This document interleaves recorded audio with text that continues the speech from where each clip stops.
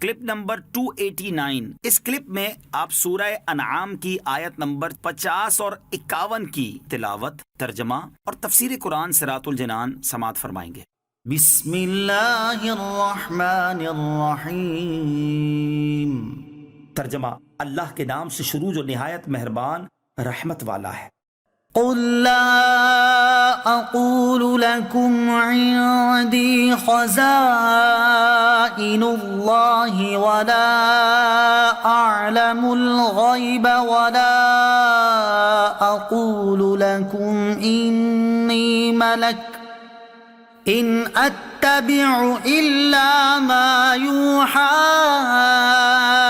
الي قل هل يستوي الأعمى والبصير أفلا تتفكرون۔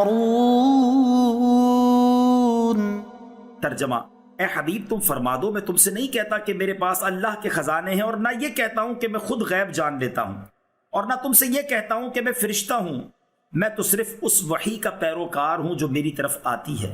تم فرماؤ، کیا اندھا اور دیکھنے والا برابر ہو سکتے ہیں؟ تو کیا تم غور نہیں کرتے؟ قل، تم فرماؤ۔ کفار کا طریقہ تھا کہ وہ رسول اللہ صلی اللہ علیہ وسلم سے طرح طرح کے سوال کیا کرتے تھے۔ کبھی کہتے کہ آپ رسول ہیں تو ہمیں بہت سی دولت اور مال دے دیجئے تاکہ ہم کبھی محتاج نہ ہوں، اور ہمارے لیے پہاڑوں کو سونا کر دیجئے۔ کبھی کہتے کہ گزشتہ اور آئندہ کی خبریں سنائیے، اور ہمیں ہمارے مستقبل کی خبریں دیجئے کہ کیا کیا پیش آئے گا تاکہ ہم منافع حاصل کر لیں اور نقصانوں سے بچنے کے لیے پہلے سے انتظام کر لیں۔ کبھی کہتے ہمیں قیامت کا وقت بتا دیں کہ کب آئے گی۔ کبھی کہتے آپ صلی اللہ علیہ وسلم کیسے رسول ہیں جو کھاتے پیتے بھی ہیں اور نکاح بھی کرتے ہیں۔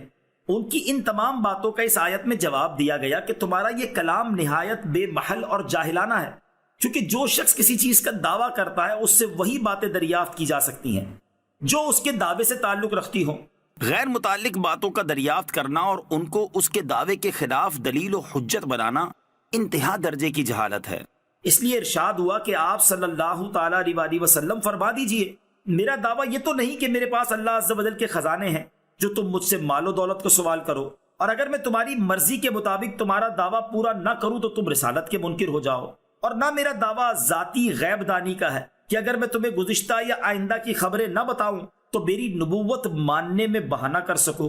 نیز نہ میں نے فرشتہ ہونے کا دعویٰ کیا ہے کہ کھانا پینا اور نکاح کرنا قابل اعتراض ہو، تو جن چیزوں کا دعویٰ ہی نہیں کیا ان کا سوال کرنا ہی بے موقع محل ہے، اور ایسے سوال کو پورا کرنا بھی مجھ پر لازم نہیں۔ میرا دعویٰ تو نبوت و رسالت کا ہے، اور جب اس پر زبردست دلیلیں اور قوی برہانیں قائم ہو چکی تو غیر متعلق باتیں پیش کرنا کیا معنی رکھتا ہے؟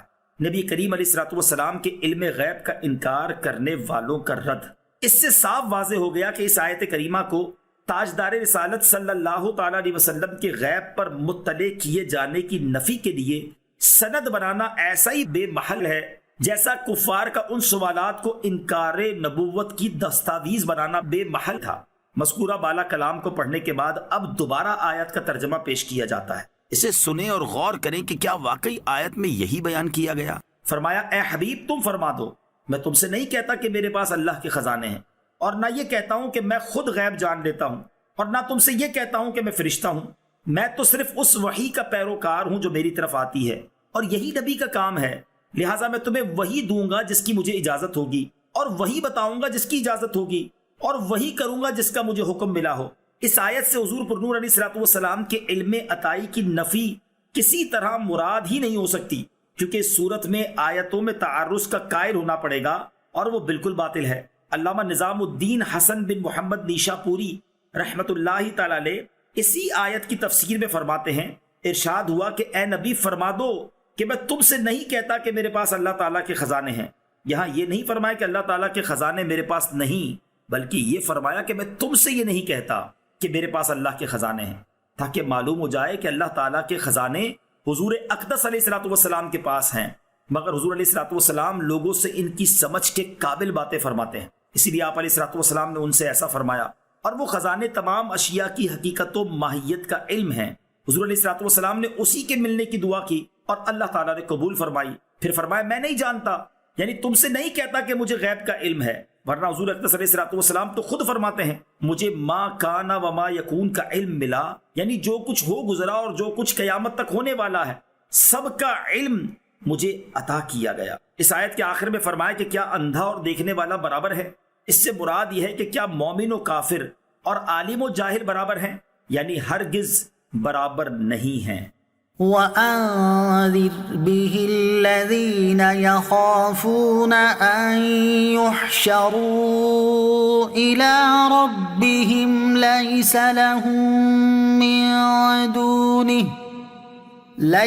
لَهُم مِّن دُونِهِ وَلِيٌّ وَلَا شَفِيعٌ لَعَلَّهُمْ يَتَّقُونَ۔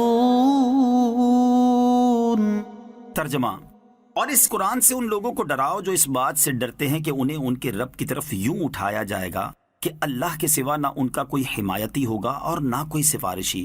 انہیں اس امید پر ڈراؤ کہ یہ پرہیزگار ہو جائیں۔ وَأَنذِرْ بِهِ الَّذِينَ يَخَافُونَ، اور اس قرآن سے انہیں ڈراؤ جنہیں خوف ہو۔ اس سے پہلے یہ بیان ہوا کہ اللہ تعالیٰ کے رسولوں علیہ الصلوۃ والسلام کا منصب بشارت دینا اور ڈر سنانا ہے، اور اس آیت میں اللہ تعالیٰ نے اپنے حبیب صلی اللہ تعالیٰ علیہ وسلم کو حکم دیا کہ وہ بھی لوگوں کو ڈر سنائیں۔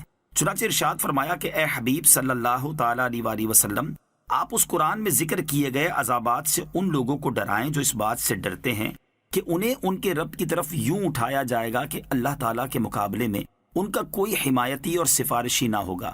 آپ لوگوں کو اس امید پر ڈرائیں کہ یہ کفر اور گناہوں کو چھوڑ کر پرہیزگار بن جائیں۔ قیامت کے دن شفاعت۔ یاد رہے کہ قیامت کے دن اللہ عز و جل کے مقابلے میں کوئی کسی کا حمایتی اور سفارشی نہ ہوگا۔ ہاں، اللہ عز و جل کی اجازت سے حمایتی و سفارشی ہوں گے، جیسے انبیاء، اولیاء، شہداء، صلحاء، علماء اور حجاج کرام وغیرہ۔ یہ سب اللہ عز و جل کے اذن اور اس کی اجازت سے لوگوں کی حمایت اور سفارش کریں گے۔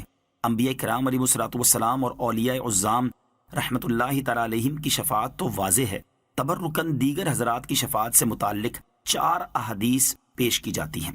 نمبر 1، ابن ماجہ کی حدیث ہے، حضرت عثمان بن عفان رضی اللہ تعالی عنہ سے روایت ہے، سرکار دو عالم صلی اللہ تعالی علیہ وسلم نے ارشاد فرمایا، قیامت کے دن 3 جماعتیں شفاعت کریں گی، انبیاء، پھر علماء، پھر شہید لوگ۔ نمبر 2، ابو داؤد شریف کی حدیث، حضرت ابو دردہ رضی اللہ تعالی عنہ سے روایت ہے، رسول اکرم صلی اللہ تعالی علیہ وسلم نے ارشاد فرمایا، شہید کے 70 اہل خانہ کے حق میں اس کی شفاعت قبول کی جائے گی۔ نمبر 3، حضرت جابر بن عبداللہ رضی اللہ تعالی عنہ سے روایت ہے، رسول کریم صلی اللہ تعالی علیہ وسلم نے ارشاد فرمایا، عالم اور عابد دونوں کو قیامت کے دن دوبارہ زندہ کیا جائے گا۔ اس کے بعد عابد سے کہا جائے گا کہ تو جنت میں داخل ہو جا، اور عالم کو حکم ہوگا کہ تم ابھی ٹھہرو اور لوگوں کی شفاعت کرو۔